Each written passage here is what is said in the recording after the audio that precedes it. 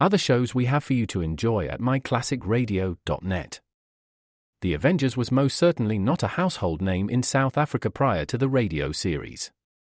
With no national television service until 1976, the mechanism simply was not present in the country to show television programs to mass audiences.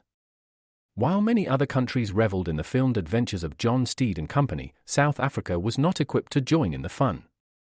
The series took Britain by storm and made a major impression in the American markets, being that greatest of rarities, a British series given a network transmission slot.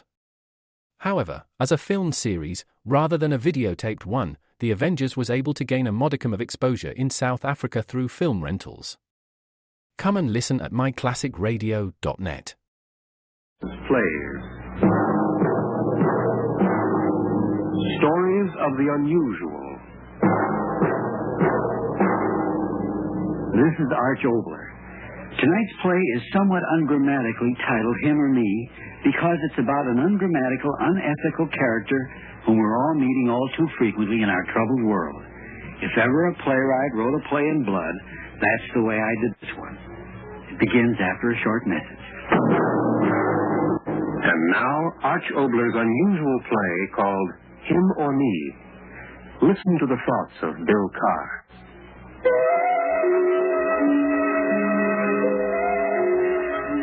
Him or me, him or me, him or me, him or me, him or me. Why do I keep thinking that round and round in my head? Him or me, him or me. No! It's him, it's him, it's him. It's gotta be him. How can a lousy little rat? I gotta think. Figure out an angle. You got an angle, you can beat any rat. I'll figure out where it started, where it went, how it's been going. Then I'll figure out an angle. Now, where did it begin? Where did it begin? Wind. Why do I remember the wind? I stood in that lousy Army transport deck and I was laughing. 15 grand in my kick and Chicago waiting. Nice and juicy. Yeah, I remember. First night back, that old sucker's car. Got off at the boat. Night, he pulled up. He said, "Want a lift, soldier?" Yeah. Brand new convertible, I remember. You sure you're warm enough, young man? Yeah, I'm okay. Cora, she's Mrs. Potter, always makes fun of me carrying all those blankets and things. But when you travel down the road as long as I have and in my territory, you just have to be ready for any contingency. You got a nice car. Oh, yes. You see, it's a surprise for Mrs. Potter. But she won't know about it for 2 weeks. And, listen, could you pull up a minute? I feel so good. What? I'm going to be sick? Oh, sure. There you are. Do you want to get out? I mean, Your hand? What? No. Please. Yeah.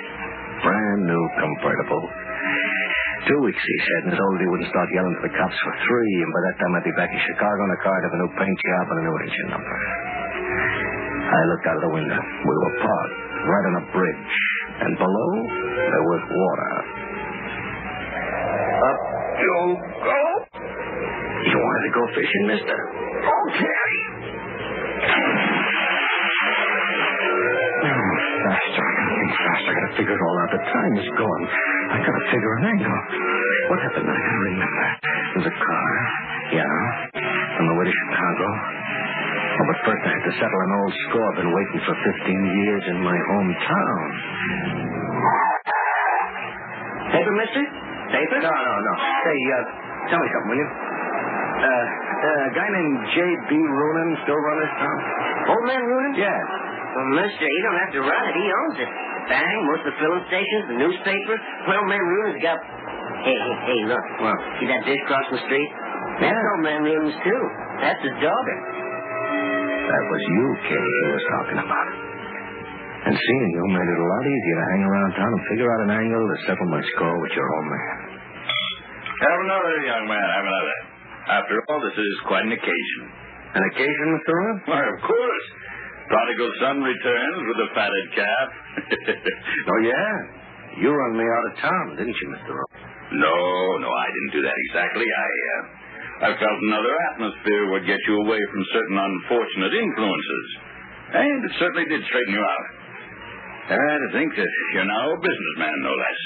Yeah, the past is the past, as far as I'm concerned.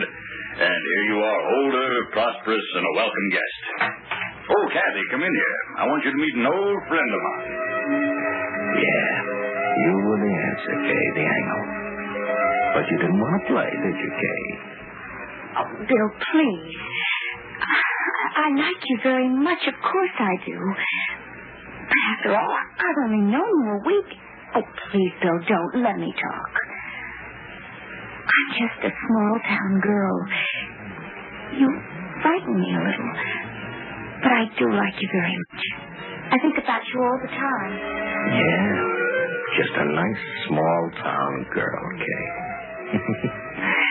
So, if wedding bells was the price of the payoff, okay, I said. Might have the preacher say the words over me a couple of times before the war. One more time, I'm going to hurt me.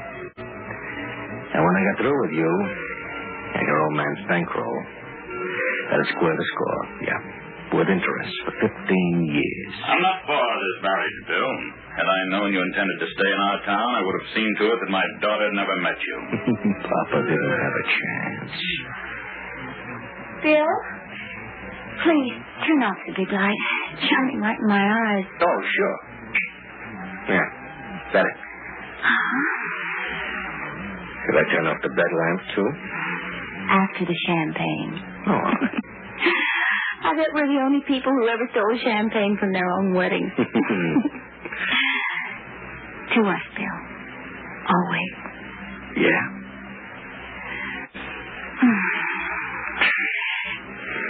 Bill. Here I am, married to you, and I love you. But I don't really know you. I've got to ask you something right now. Well, go ahead. All those years away from town, and then coming back all of a sudden, I've got to know, Bill. Did you come back because you didn't know she'd gotten married? What? I mean, Lily Ellis. Oh. Some people were saying you really left town because of her. Did you come back because of her, too? Lily Ellis. She said Lily Ellis for a minute I couldn't remember. Lily Ellis. Oh, and I married her, too. And then I remembered Jan, blonde gal I played around with. I said to Kay, no, baby, I don't even remember Lily Ellis. Now, how about another? And then I remember I started to get out of bed. My right foot touched the floor. Oh, it wasn't the floor. Something soft and warm. It bit. I fell over. I got back out of bed. My elbow hit something. It was Kay. Screaming. Funny. Her jaw to one side. And there was blood on my foot, and I knew. A rat. I stepped on a rat, and he bit me, and when I fell back, I hit Kay's jaw, and I broke it. Rats? Rats? What do you mean, rats? It's a brand new house. How could there be any rats? Drunk, and you hit her and you broke her jaw. Well, you won't get the chance to hurt her again. She's safe at home, and she's staying there. I'll get them married and old. You went away, Mr. Roden, when the door closed behind you. I knew that job was finished. It was no good. The weeks were wasted. I was out, cold. All my scheming, the dough, the gal, the pay, all of it finished by one lousy little rat. Only was there a rat. I sat down, me and a bottle, and the more I kept drinking, the more I kept thinking, was there a rat? Was there a rat? I fell asleep. I woke up. A shot? Who? And then I saw a bottle of whiskey smashed on the floor. In my sleep, and then I saw something else. Animal tracks, wet animal tracks, running across the floor as if something went through the liquor. I got to my feet and I followed them across the room, through the door, and then they were gone. They were lost in the carpet, but now I knew there was a rat. I'll get you, you bastard rat. I'll get you. Yeah, I still stay yelling. Nobody had ever got the best of me. Nobody. O'Bannon, Sam Contreras, Max Reaver, dead, rotting. Nobody beat me. Nobody. I wasn't going away. I was staying there. As long as it took me to get that rat. Him or me. That's when I knew it. Him or me.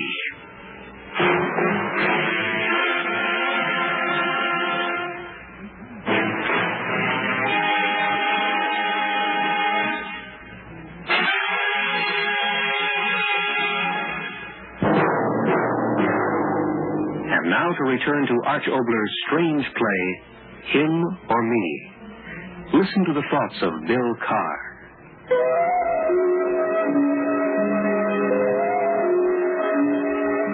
Him or me, him or me, him or me. No. Him. Yeah. Keep thinking of that. Now, what did I do that morning? Yeah, I remember. I went out into the street, just like I was. Everybody saw me. Hi, Mr. Carr. How's the bride? Hi, Bill. What's the rush? Hello, Bill. Anything I can do for you? Yeah, some traps. Give me some traps, will you? Traps? What kind of traps? Bear traps? Gopher? Rat traps. Give me 3. No, make it 4. Now give me a dozen. What? And give me some poison. A dozen boxes of rat poison. Now, wait a minute. There aren't that many rats in Don't argue with me, you fool. Now, stop. Get it for me. Will you get it for me? In a couple of minutes, I was out of the place, the stuff in my arms, almost running. I could see people turning at me, watching me running, the stuff in my arms, my face the way it was, without washing, shaving. And then she was there, the blonde dame. Bill Carr, of all people. Say, I bet you don't even remember. Yeah, well, I was... You don't? You so-and-so. I'm Lily Alice. Oh, sure. I knew. I mean, Oh, you big, handsome lug. Haven't you got a kiss of your old girlfriend after all these years? Come on, I know you. You're not the bashful type. And then you were grinding your lips on mine. Weren't you, Lily? You didn't think.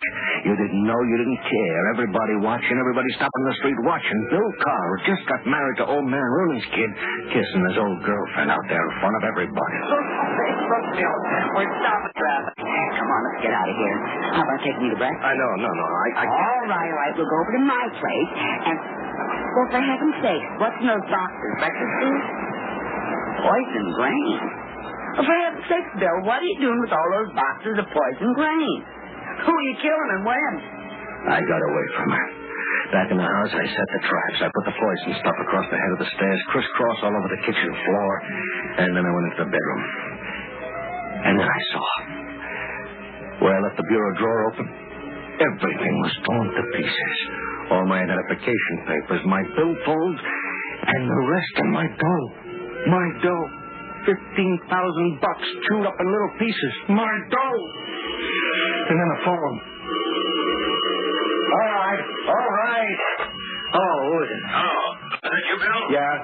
Well, this is Mr. Ronan. Kay's got it in her head that she wants to come back there with you, heaven knows why. But you better come over here and get her right away. No, let her stay there. What? What'd you say? I said let her stay there. Busy. Things are going on. Hey, Bill Carr.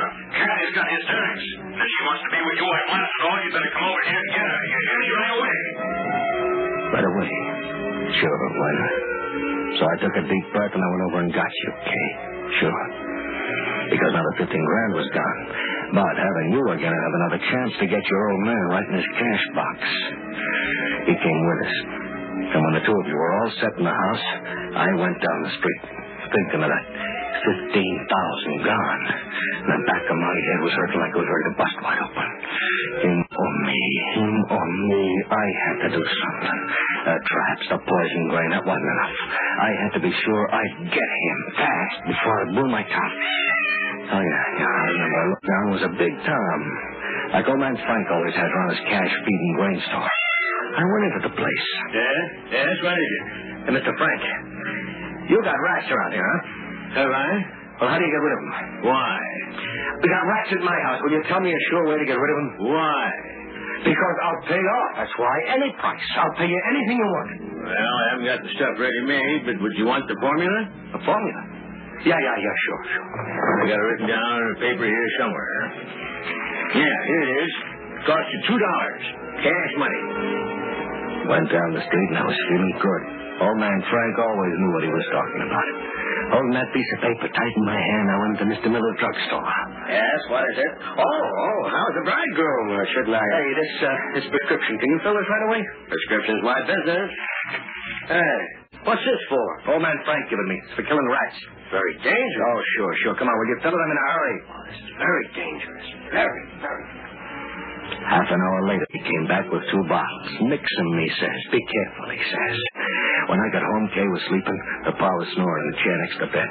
So I went to the kitchen, I got a big glass dish, and I began to mix the stuff. And all of a sudden... Hey, what's going on here? What are you doing? What's that stuff you're mixing? Medicine? No, don't touch it. What's the matter with you? That poison? Yeah. Poison? Yeah, sure it's poison. Look, that rat, the one that bit me, just to kill him. Once and for all. Oh. Well, all right, Bill. All right, I've got to go home now to supper, but I'll be back later. Now, you got to be careful. He went, and as soon as he did, I finished mixing the stuff, and I filled half a dozen saucers with it. And then I put those saucers all the places I knew he'd go. Kitchen, living room, hallway. And then as I started down into the basement, in the other room, I grabbed the drum I had over to the living room. The lights. Gotcha! Yeah, got him. Broken pieces of saucer on the floor, and over by the window, him. Yeah, he was there just the way I dreamed about it, looking up at me. Yeah. What did he look like? He was big. Yeah, he was big. He was big as a tomcat. And he wasn't young. His fur was a gray. It was an old gray. His head was sharp and pointed like a key to hell, with black, bright, beady eyes that knew all the answers in hell. Yeah, his eyes. Something crazy. Just in that minute he looked at me. He was that rat in that road near Frisco. Me in the car, him sitting by the man I'd killed, looking up at me. And all of a sudden he moved. The club in my hand went up. Then I began to laugh. Because whatever he was, wherever he came from, I saw he couldn't get away from me. Not anymore. His hind legs. That poison had done something to him. Now he's just crawling along. Just crawling, like a big gray crab in a dirty fur coat. I took a step forward. He stopped crawling. Looked at me like he was trying to figure a way out. There wasn't no way out. He took another little sidestep toward the window. Window was partway open. Another little sidestep, his eyes on me. Okay, I said to myself, okay. 3 more steps, and then I'll give it to you. Took another step. But between that and the next step, he waited. A long, long time. Looking at me all the time, as if trying to figure out what I was thinking, what I was going to do. 1 more step, I said to myself.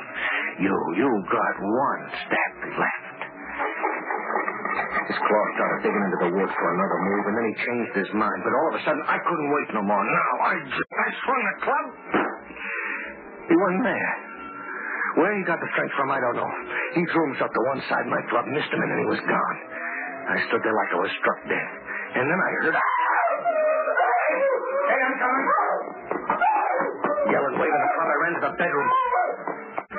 Kay, you were sitting up in the bed pointing your finger. I saw him on the floor moving toward you. I swung my club, and the light went up. I swung blind in the dark, but I felt the club hit and crush. And then you, Kay, you were quiet. I didn't have a chance. No. The way I broke your jaw on a honeymoon, another girl coming back to town and kissing me, and me going around trying to get the poison, and what the druggist said, what your pa said about the poison drink and the way I acted, what they dug up on me in Chicago. I didn't have a chance. Him or me. Clock? Why do I hear a clock? Time, yeah. I gotta have more time. An angle. I ain't figured out an angle. Nobody's ever licked me. Nobody. Now, how can a dirty, lousy little rat lick... Straps. They're putting straps on my feet. My hands. Mask over my head. They're gonna burn.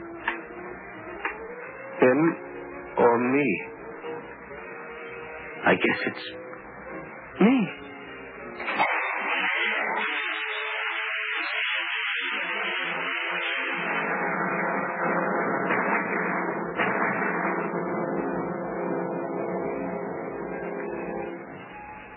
This is Arch Obler once more. Someone said to me, "Hi, Mr. Writer, why don't you make us laugh?" So, for the sake of a few laughs, my next play is titled Mrs. Kingsley's Report. More about that after a brief message. This is Obler again. First, might I thank with you tonight's players, Larry Dobkin, Barney Phillips, and Barbara Eiler. It's time for Edward R. Murrow with the news, presented by the Ford division of Ford Motor Company. It's perfectly logical. The car that most people want today is the car that gives them the most for their money. And that car is the new 54 Ford. It's the only low-price car offering a choice of V8 or 6. The new 130-horsepower wide-block V8 or the new 115-horsepower I-block 6. It's the only car in its field with new ball-joint suspension, a truly modern front suspension system. And Ford offers 5 optional power assists to help take the drive out of driving. No wonder the new 54 Ford is America's most wanted car. And now here's Edward R. Murrow. This is the news. The government reports that unemployment increased by 584,000 persons in February. It was the 4th straight monthly increase. There are now 3,671,000 unemployed. In the past 3 months, December, January, and February, the figure on the unemployed increased by 2 million. Once again tonight, Senator McCarthy and Army Secretary Stevens are in violent verbal disagreement.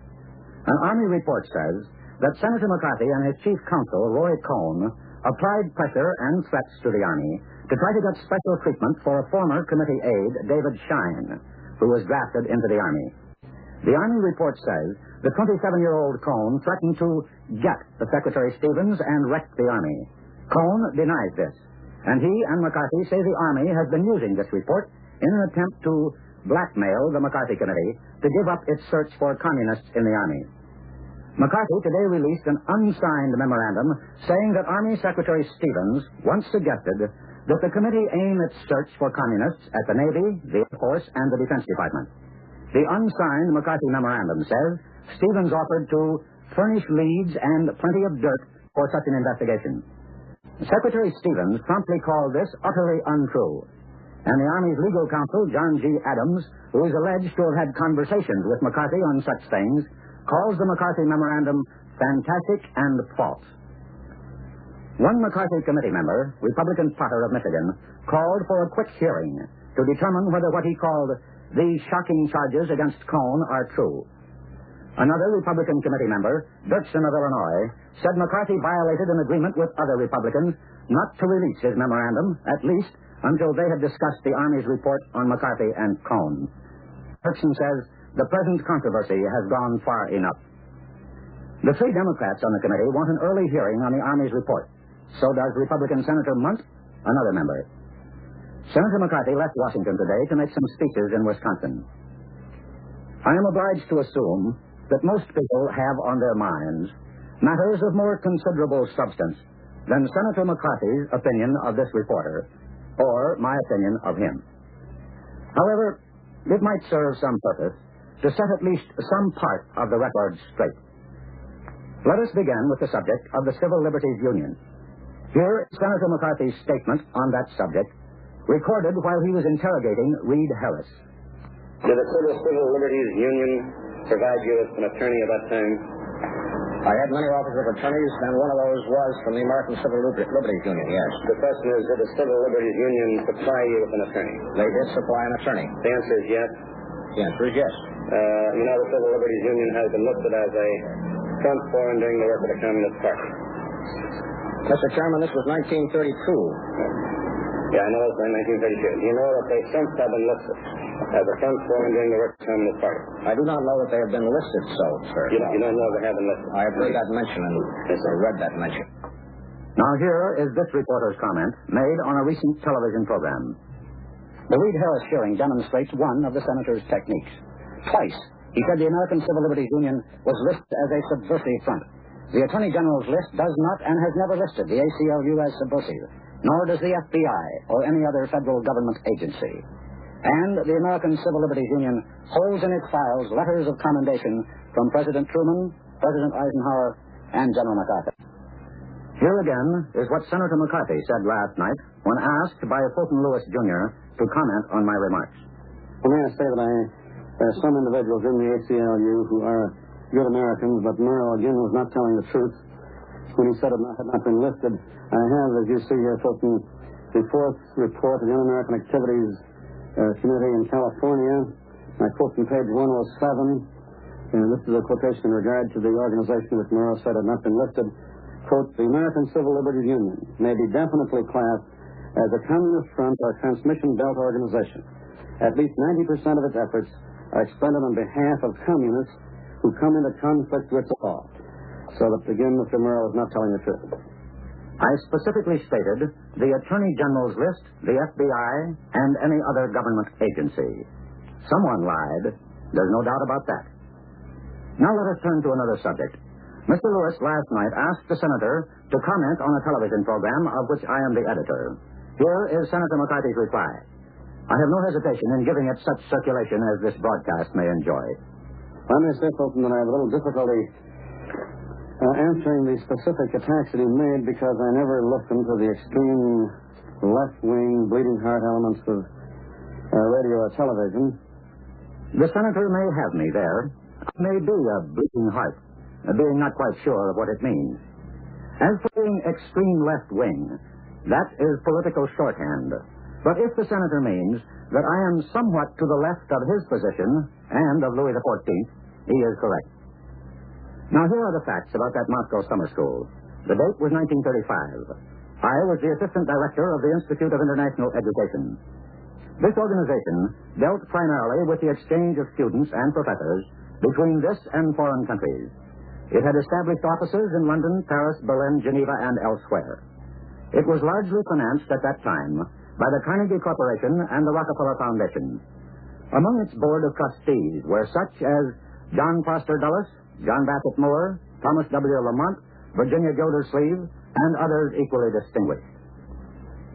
I believed 18 years ago, and I believe today, that mature American graduate students and professors can engage in conversation and controversy, the clash of ideas, with communists anywhere under peacetime conditions without becoming contaminated or converted. To deny this would be to admit that in the realm of ideas, faith, and conviction, the communist cause, dogma, and doctrine is stronger than our own. This reporter declines to admit that, but remains uncertain as to Senator McCarthy's position on this matter. This seems to be the open season for quoting Lincoln. Last night, Senator McCarthy quoted from a Lincoln speech of 1838. I'd like to read you these words from that same speech. I hope I am over wary, but if I am not, there is even now something of ill omen amongst us. I mean the increasing disregard for law which pervades the country, the growing disposition to substitute the wild and furious passions in lieu of the sober judgment of courts, and the worse than savage mobs for the executive ministers of justice. Good night, and good luck. If you haven't had a test drive in the new 54 Ford, your Ford dealer cordially invites you to stop in. While you're there, be sure and try Ford's 5 optional power assists. They really take the drive out of driving. After your test drive, you'll ask yourself, why pay more than the price of a new 54 Ford? You can't buy better. Listen to Murrow on Monday, when he'll again be presented by the